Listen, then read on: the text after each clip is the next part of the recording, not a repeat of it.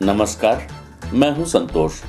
City news van Rewa की सांध्यकालीन समाचार सेवा में आपका स्वागत है। प्रस्तुत हैं आज की मुख्य खबरें। सड़क सुरक्षा सप्ताह का हुआ समापन, उत्कृष्ट कार्य करने वालों का हुआ सम्मान। अनूपपुर से रीवा आकर करता था लूट, पुलिस ने किया खुलासा। प्रदेश व्यापी हड़ताल पर लैब टेक्नीशियन, गायनी वार्ड पर दिख रहा हड़ताल का असर। खबरें अब विस्तार से। समय समय पर किराया न जमा कराए जाने वाले 32 व्यवसायियों को नगर निगम प्रशासन ने नोटिस जारी किया है। इन्हें 21 जनवरी तक अंतिम मौका दिया गया। इस दौरान लंबित भुगतान नहीं हुआ तो एफआईआर दर्ज कराई जाएगी। आपको बता दें कि नगर निगम प्रशासन ने इन बकायादारों में रेवांचल बस स्टैंड रीवा की 28 दुकानें तथा पुरानी गल्ला मंडी के ऊपर छत पर निर्मित 4 कमरों का किराया 15 वर्ष से अधिक समय तक जमा नहीं होने के कारण इनका आवंटन सितंबर 2021 एवं अक्टूबर 2021 में निरस्त कर दिया गया था।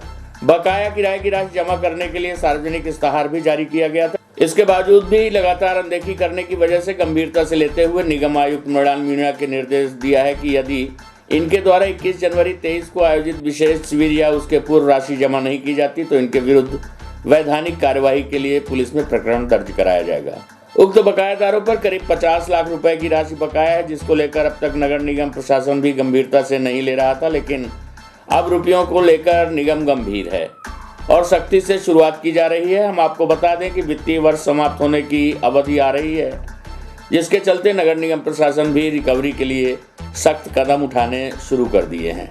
प्रस्तुत है नगर निगम आयुक्त मृणाल मीणा से प्राप्त जानकारी के अंश। अभी नगर निगम द्वारा लगातार क्योंकि फाइनेंशियल ईयर की क्लोजिंग आ रही है तो संपत्ति कर और अन्य कर वसूल करने के लिए लगातार अभियान चलाया जा रहा है, जिसमें हम विशेष कैंप भी लगाते हैं। कई लोगों ने समय से अपना टैक्स देके अपनी भूमिका शहर के विकास में निभाई है। इसी के साथ कई ऐसे लोग भी हैं जिनके व्यावसायिक प्रतिष्ठानों पे और घरों पे कई बार नगर निगम के द्वारा नोटिस निरंतर भेजे गए हैं, बट उनके द्वारा अभी तक टैक्स पे नहीं किया गया। तो उनके विरुद्ध कठोर कार्रवाई करने के लिए और जो भी वैधानिक कार्रवाई है वो करने के लिए निर्देश दिए गए हैं। इसी के परिप्रेक्ष्य में एक सूची नगर निगम ने भी प्रकाशित करी है। तो हमें उम्मीद है कि आपके माध्यम से भी अपील हम लोग करते हैं कि लोग अपना टैक्स समय से भरें, पेनल्टी से भी बचें और शहर के विकास में अपनी भूमिका निभाएं। प्रदेश व्यापी हड़ताल पर लैब टेक्नीशियन, गायनी वार्डों में हड़ताल का सबसे अधिक दिखा असर। प्रदेश में स्वास्थ्य सेवाओं पर एक बार फिर पड़ा बड़ा असर। अपनी 13 सूत्री मांगों को लेकर प्रदेश भर के लैब टेक्नीशियन अनिश्चितकालीन हड़ताल पर। आपको बता दें कि प्रदेश भर के लैब टेक्नीशियन अनिश्चितकालीन हड़ताल पर चले गए हैं और मांगे पूरी होने के बाद ही काम पर वापस लौटने पर अड़े हैं। लैब टेक्नीशियन की हड़ताल का सबसे ज्यादा असर गर्भवती महिलाओं पर दिखाई दे रहा है, लेकिन इसके बावजूद भी अभी तक किसी भी तरह से सरकार की ओर से कोई संतोषजनक जवाब नहीं मिला है, जिसके कारण लैब टेक्नीशियन हड़ताल से वापस आने को तैयार नहीं है। हड़ताल का असर पूरे प्रदेश में देखने को मिल रहा है। लैब टेक्नीशियन एसोसिएशन की 13 सूत्री मांगे हैं, जिसमें प्रमुख रूप से लैब टेक्नीशियन को टेक्निकल ऑफिसर का पद दिया जाए, साथ ही उनका वेतन मान बढ़ाया जाए। संविदा लैब टेक्नीशियन को रेगुलर करने की मांग भी प्रमुखता से उठाई जा रही है। लैब टेक्नीशियन एसोसिएशन ने चेतावनी दी है कि अगर प्राइवेट कर्मचारी रखकर काम कराया जा रहा है, जिस पर रोक लगाई जाए। आपको बता दें कि आज हड़ताल का 5वां दिन है, जिसके कारण स्वास्थ्य सेवाओं पर काफी असर पड़ा है। जिसका जल्द निराकरण नहीं निकाला गया तो आने वाले समय में स्वास्थ्य सेवाओं में काफी असर पड़ सकता है। प्रस्तुत है लैब टेक्नीशियन संघ के पदाधिकारियों से प्राप्त जानकारी के अंश।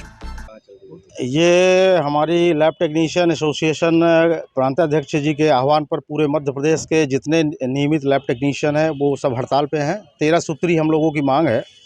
सबसे प्रमुख मांग हम लोगों के पदनाम परिवर्तन है, जिसमें हम लोगों को लैब टेक्नीशियन अभी जाना जाता है। हम लोग चाह रहे हैं कि हम लोगों को मेडिकल लैब टेक्नीशियन या टेक्निकल ऑफिसर जाना जाए। साथ में हम लोगों का ग्रेड पे ब्रह्मस्वरूप समिति में हर किस कर्मचारी का बढ़ाया गया, लेकिन हमारा 2800 ही बताया गया है। उसको 2800 की जगह हम लोग 4200 करना चाह रहे हैं। साथ में जितने संविदा कर्मचारी हैं उनको रेगुलर करने की हमारी डिमांड है। और लैब असिस्टेंट, लैब अटेंडेंट जो है इनका भी ग्रेड पे बढ़ाया जाए, 2800 किया जाए और लैब अटेंडेंट का 1900 से 2400 किया जाए। और जो आउटसोर्स से भर्तियां हो रही हैं, बाहर से प्राइवेट कर्मचारी रखे जा रहे हैं कम वेतन में, उनको बंद करके शासन के द्वारा जो भर्तियां हो रही है नियमित लैब टेक्नीशियन की भर्ती की जाए। इन्हीं तमाम तरह की हम सब की डिमांड है। तो आज कई दिनों से आज हड़ताल का हम लोगों का 5वां दिन है और इसमें पूरे प्रदेश के जितने पैथोलॉजी है, ब्लड बैंक है, वहाँ का सब काम प्रभावित है। हम लोग चाहते नहीं हैं कि काम बंद हो, चूँकि हम लोगों ने कोरोना काल में फ्रंट में रहकर हम लोगों ने काम किया है। लैब टेक्नीशियन ही एकमात्र ऐसा कर्मचारी है जो अपनी जान जोखिम में डालकर माननीय मुख्यमंत्री जी के आदेश पर अपनी जान जोखिम में डालकर मानव सेवा की है। तो हम सब की ये डिमांड है और हम चाहते हैं आप सबके चैनल मीडिया बंधुओं के माध्यम से मुख्यमंत्री जी से निवेदन करना चाहते हैं कि हम सबकी मांग जल्द से जल्द पूरी करें, ताकि हम अपने पदीय दायित्वों को निर्वहन करने के लिए वापस काम पर लौट सकें।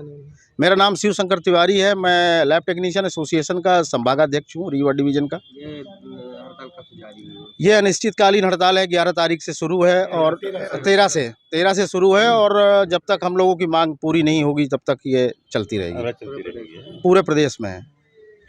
पुलिस ने किया महिलाओं का पर्स चुराने वाली वारदातों का खुलासा, आरोपी गिरफ्तार, माल बरामद।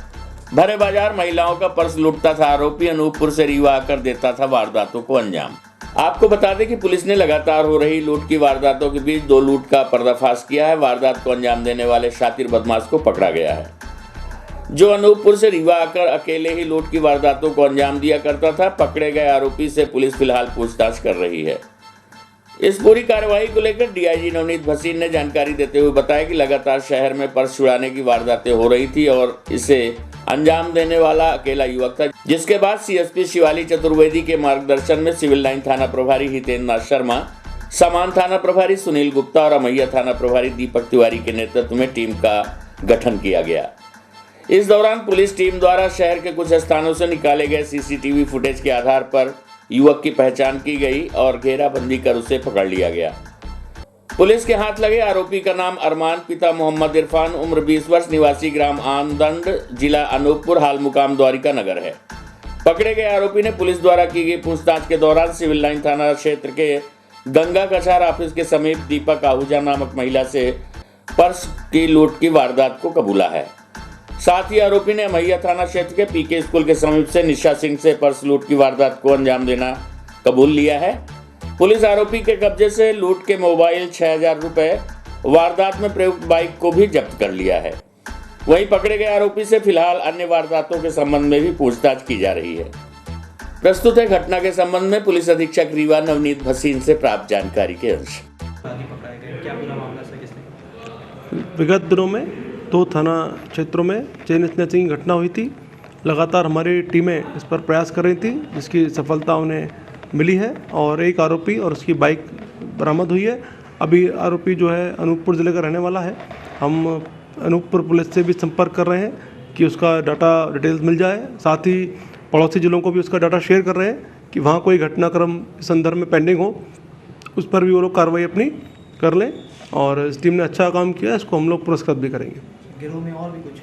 अभी तक जानकारी में एक व्यक्ति होना आया है और इससे अभी प्रिलिमिनरी पूछताछ हुई है, तो अभी हमारे सीएसपी रैंक के अधिकारी भी उनसे पूछताछ करेंगे और जो डेवलपमेंट होगा तो उसके अनुसार हम लोग कार्रवाई करेंगे। पुलिस कंट्रोल रूम में आज सड़क सुरक्षा सप्ताह का समापन किया गया। इस अवसर पर उत्कृष्ट कार्य करने वालों का सम्मान किया गया।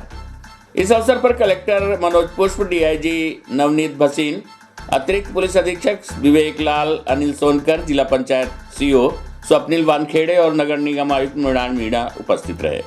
आपको बता दें कि कार्यक्रम के दौरान पुलिस विभाग में उत्कृष्ट कार्य करने वाले और चिन्हित अपराधों में आरोपियों को सजा दिलाने में महत्वपूर्ण भूमिका निभाने वाले एसडीओपी सिरमौर नवीन तिवारी, एसडीओपी मऊगंज नवीन दुबे सहित शहरी ग्रामीण क्षेत्र के कई थाना प्रभारियों को पुरस्कृत किया गया। कार्यक्रम के दौरान कलेक्टर मनोज पुष्प ने कहा कि लोगों में यातायात के प्रति जन जागरूकता लाने के लिए सड़क सुरक्षा सप्ताह कार्यक्रम चलाया गया था, जिसमें जिले भर में यातायात पुलिस सहित थाना प्रभारियों ने मिलकर स्टाफ के साथ स्कूल, कॉलेज और सड़कों पर निकलकर यातायात के प्रति लोगों को जागरूक करने का प्रयास किया गया है। उन्होंने कहा कि यातायात सप्ताह के दौरान कई स्कूलों में कार्यक्रम आयोजित किए गए थे, जिनमें चिन्हित बच्चों और शिक्षकों को भी पुरस्कृत किया गया है। साथ ही आरोपियों की धरपकड़ और अपराध की विवेचना में जिन पुलिस अधिकारियों और कर्मचारियों ने अच्छा कार्य किया है, उन्हें भी पुरस्कृत किया गया। वहीं पुलिस अधीक्षक नवनीत भसीन ने कहा कि हमारा प्रयास है कि जिले में अच्छी पुलिसिंग हो, अपराधियों को सजा मिले और यातायात के प्रति लोगों में जागरूकता लाई जाए, जिसके लिए नए प्रयास किए जा रहे हैं। उन्होंने पुरस्कृत होने वाले छात्र छात्राओं, शिक्षकों और पुलिस अधिकारियों को तथा कर्मचारियों को बधाई दी है। प्रस्तुत है कलेक्टर मनोज पुष्प से प्राप्त जानकारी के अंश।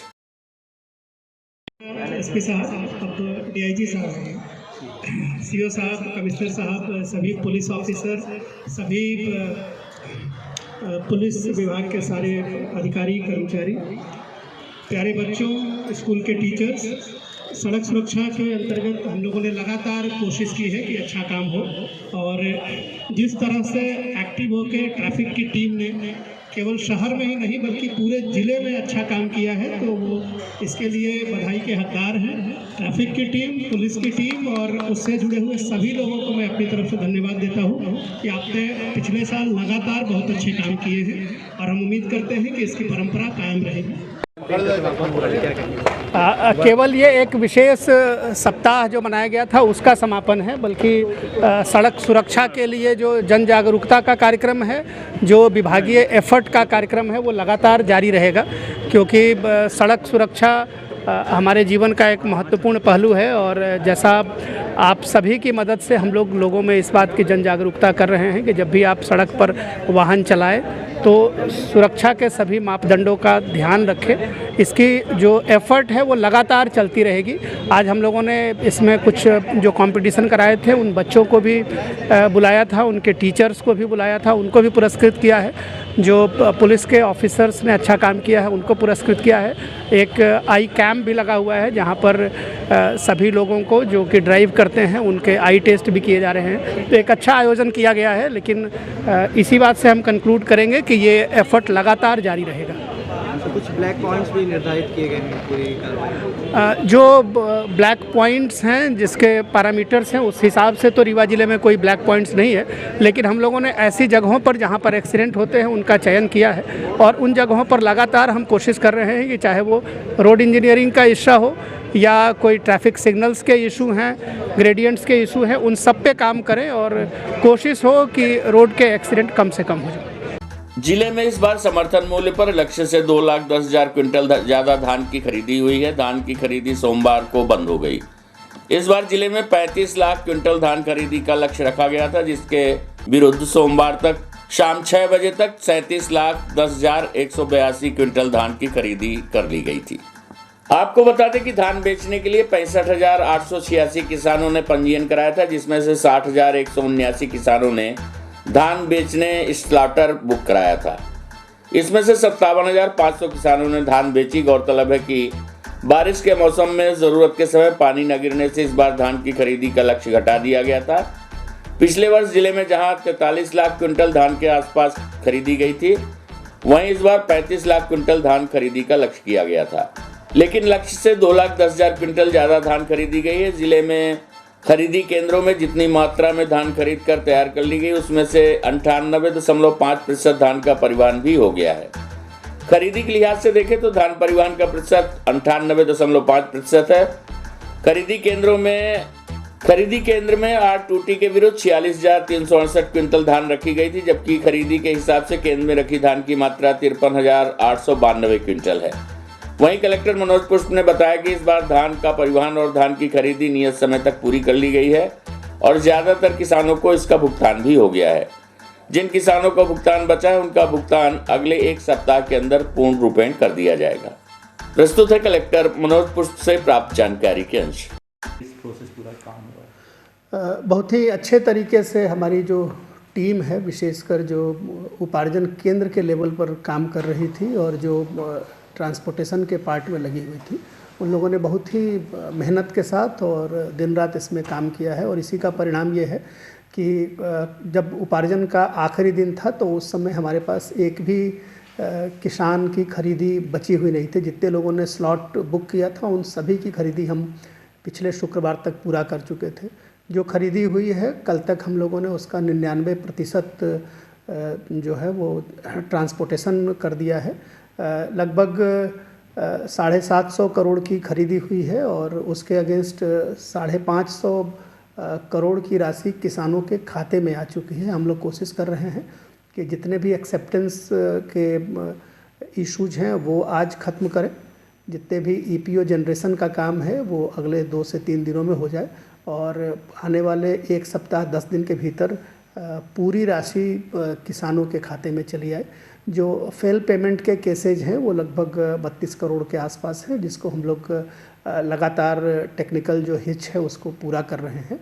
और ये हमारी कोशिश रहेगी कि इस महीने के आखिर तक जो लोग इन्वॉल्व रहे हैं इस खरीदी की प्रक्रिया में, चाहे वो समिति हैं, स्व सहायता समूह हैं या ट्रांसपोर्टर्स हैं, उन लोगों के भी जो रिलेटेड बिल्स हैं उसको लगवा दिया जाए और उपार्जन काफ़ी स्मूथ तरीके से हुआ है। और जितने भी हम लोगों ने निर्देश जारी किए मीडिया के माध्यम से, बहुत ही अच्छे तरीके से वो सर्व संबंधित तक पहुंचा है और इसी का परिणाम है कि काफ़ी स्मूथ उपार्जन हो गया है। किरण सेवा संस्थान रीवा द्वारा स्वर्गीय श्री लालजी शर्मा की पुण्य स्मृति में आगामी 22 जनवरी को शहर के कृष्णाराज कपूर ऑडिटोरियम में डायमंड होमियो अवार्ड सीजन 2 का आयोजन किया जाएगा, जिसमें विभिन्न राज्यों से आए हुए होम्योपैथी के क्षेत्र में उत्कृष्ट योगदान देने वाले चिकित्सकों को सम्मानित किया जाएगा। आपको बता दें कि इस दौरान किरण होम्योपैथी क्लिनिक के संचालक डॉक्टर अभय मिश्रा द्वारा निःशुल्क होम्योपैथिक चिकित्सा शिविर का आयोजन भी किया जाएगा। आयोजन समिति की ओर से जानकारी देते हुए डॉक्टर अभय मिश्रा ने बताया कार्यक्रम को 2 सत्रों में आयोजित किया जाएगा। प्रथम सत्र में सुबह 10 बजे से दोपहर 12 बजे तक शिविर का आयोजन होगा, जिसमें विभिन्न राज्यों से आए हुए चिकित्सकों द्वारा मरीजों की जांच और निःशुल्क दवा का वितरण किया जाएगा। जबकि दूसरे सत्र का आरंभ दोपहर 2:30 बजे से होगा, जिसमें डायमंड होम्यो अवार्ड सीजन 2 का प्रस्तुतिकरण होगा। इसमें होम्योपैथी के क्षेत्र में उत्कृष्ट योगदान देने वाले चिकित्सकों को पुरस्कृत और सम्मानित किया जाएगा। प्रस्तुत है पत्रकार वार्ता के अंश। नमस्कार, आप सभी पधारे हुए सम्मानीय पत्रकार बंधुओं का स्वागत है। आज यह पत्रकार वार्ता निःशुल्क होम्योपैथिक चिकित्सा शिविर और डायमंड होम्यो अवार्ड सीजन 2 का जो आयोजन अपन रीवा में करने जा रहे हैं, उस संदर्भ में ये पत्रकार वार्ता आयोजित की जा रही है। इसमें हमारे भारतवर्ष के 21 राज्यों के होम्योपैथिक चिकित्सा विशेषज्ञ आ रहे हैं, जो अपनी निःशुल्क सेवाएं यहाँ पे मरीजों को देंगे, मरीजों को लाभ देंगे। और किरण होम्योपैथिक क्लिनिक के द्वारा निःशुल्क दवा वितरण का आयोजन भी किया जाएगा। यह इसके बाद डायमंड होम्यो अवार्ड सीजन 2, जिसमें चिकित्सकों के सम्मान समारोह का कार्यक्रम किया गया है, जो दोपहर 2:30 बजे से आयोजित किया जाएगा। यह पूरा कार्यक्रम 22 जनवरी 2023 को राज कपूर ऑडिटोरियम में किया जाएगा। इस कार्यक्रम में पूजनीय पिता स्वर्गीय श्री लालजी शर्मा के मरणोपरांत यह कार्यक्रम विगत 2017 से लगातार किया जा रहा है। किस चीज़ का निःशुल्क जांच होगी? होम्योपैथिक चिकित्सा में सभी मरीज आते हैं, उसमें स्किन वाले, गठिया वात वाले और गंभीर से गंभीर रोगों के लिए राष्ट्रीय स्तर के चिकित्सकों द्वारा परीक्षण किया जाएगा। कहाँ से आ रहे हैं चिकित्सक? सर, चिकित्सक गुजरात से, मुंबई से, दिल्ली से, इलाहाबाद से, आपके बिहार से, पुणे से, मतलब कई राज्यों से चिकित्सक आंध्र प्रदेश से डॉक्टर आ रहे हैं, वो भी अपनी निःशुल्क चिकित्सा सेवाएं यहाँ पे देंगे। आज की खबरों में बस इतना ही। कल हम फिर हाजिर होंगे कुछ नई खबरों के साथ। तब तक के लिए हमें इजाजत दीजिए। नमस्कार।